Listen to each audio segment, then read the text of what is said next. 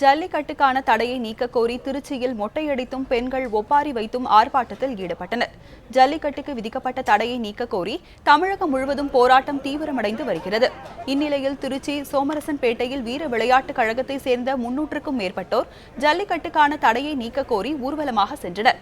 இதற்கு போலீசார் அனுமதி மறுத்ததை அடுத்து இரு தரப்பினரிடையே வாக்குவாதம் ஏற்பட்டது.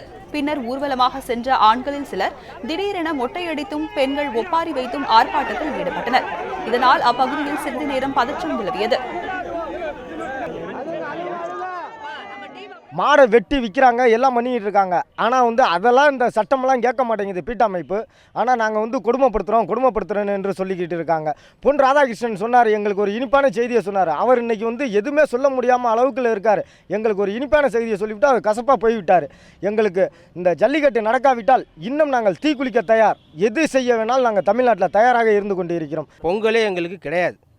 இந்த பொங்கலானது ரொம்ப கசப்பான பொங்கலாக நாங்கள் கொண்டாடுறோம். இந்த ஜல்லிக்கட்டு மீண்டும் நடக்கவில்லை என்றால் இன்றைக்கு பொங்கலுக்கு மட்டும் போராட்டம் நடக்காது. தமிழகத்தில் இப்போ ஜல்லிக்கட்டு நடக்கும் வரைக்குமே உண்ணாவிரதம் போராட்டம் சாலை நடக்கும் என்று எங்கள் ஊர் கிராம மக்களை நாங்கள் தெரிவித்துக் கொள்கிறோம்.